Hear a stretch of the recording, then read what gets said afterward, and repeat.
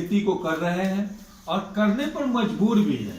इसका संकल्प है कि आप जैविक खेती करें, लेकिन किसी को पता ही नहीं है कि जैविक खेती होगा कैसे, क्योंकि गोबर अभी सब जगह तो अवेलेबल है नहीं। अब वो सब खाद मिलेगा कहां पहले के जैसा, और कौन इतना विधि को करेगा।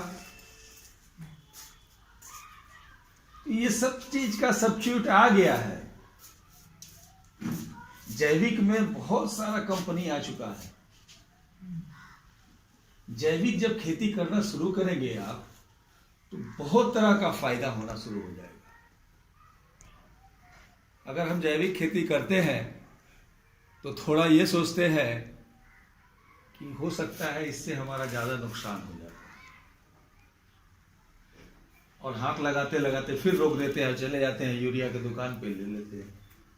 पहले 1 कट्ठा 2 कट्ठा करके देखें हम लोग कि जैविक खेती अगर हम लोग करते हैं तो मुनाफा होगा या नुकसान हो जाएगा।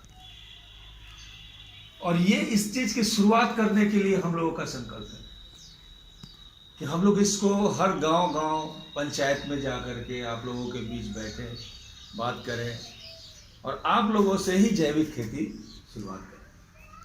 अगर जैविक खेती करके आप लोग मुनाफा कमाएंगे तो अपना तो मुनाफा कमाएंगे ही, अपने देश का भी मुनाफा कमाएंगे, जनहित का भी मुनाफा कमाएंगे। और यूरिया पोटास ये जितना है रासायनिक खेती केमिकल से, इन सबसे नुकसान है, खुद का भी नुकसान है, जनहित का भी नुकसान है, देश हित का भी नुकसान है।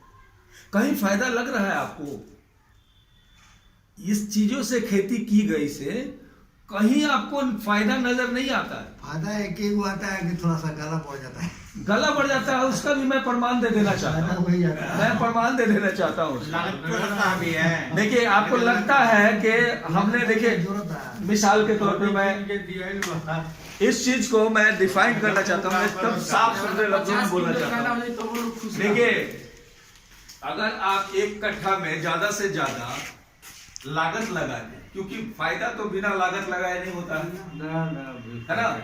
अगर 1 कट्ठे में ज्यादा से ज्यादा आप दवाई का प्रयोग करेंगे, रातों में छींट देते हैं 2-4 मुट्ठी जाके, तो कितना किलो पैदा करते हैं? मैं मिसाल के तौर पे बताना चाहता हूं, 1 कट्ठा में रसायन 100 किलो पैदा कर रहे हैं। रसायन से जो खेती किए हैं उससे 100 किलो पैदा कर रहे हैं। हम जानते हैं कि 3 क्विंटल 4 क्विंटल जो भी आप करते हो, लेकिन मैं यहां मिसाल देना चाहता हूं कि 100 किलो भी अगर आप रसायन से पैदा कर रहे हैं और वहीं जैविक से 80 किलो पैदा हो रहा, लेकिन आप में और जैविक वालों में क्या फर्क है? अगर आपने 100 किलो गोभी पैदा किया, खेत से ले गए, माथे पे गया या साइकिल पे गया, लेकिन ले जाने के टाइम आपका सोच कैसा होता है? हे भगवान, 100 किलो ले जाते नहीं, सब बिका दिया ना, तो वापस आ जाएगी, है ना। अगर 10 रुपए का रेट चल रहा है या 12 रुपए का रेट चल रहा है या 14 का रेट चल रहा है, तो वहां पे आप 2 रुपए डाउन करके बेचना चाहते हैं, क्योंकि जल्दी है ना। जल्दी बेचने का ये सोच में क्यों आ रहा है? जल्दी बेचना है हमको, इसलिए कि कल परसों के बाद ये सड़ने के क्रम में लग जाएगा। सही बोल रहे गलत? अगर 10 रुपए का चीज आपने 8 ही रुपए में बेचा है, आप बताइए कि बाजार में सस्ता हो गया, तो कस्टमर को भी तो ये सोचना चाहिए कि सस्ता हो गया है तो चलो हम 20 किलो ले लें। कोई ऐसा कस्टमर है जो अपने खाने के लिए 20 किलो ले लेता है? क्यों नहीं लेता है? उसके भी मन में एक शंका होता है सस्ता का है, कि अगर सस्ता है और हम 10 किलो ले लेंगे तो 4 किलो सड़ जाएगा। बोलिए, होता है कि नहीं?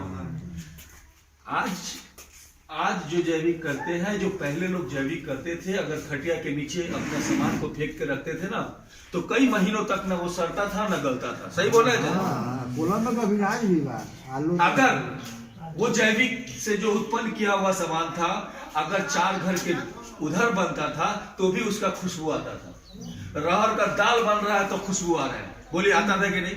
आलू का भुजिया बनता था तो खुशबू आ जाता था, भिंडी बनता था तो खुशबू आ जाता था। आप एक बात बताइए, क्या आज जो सामान आप लोग पैदा करते हैं और वो बनवाते हैं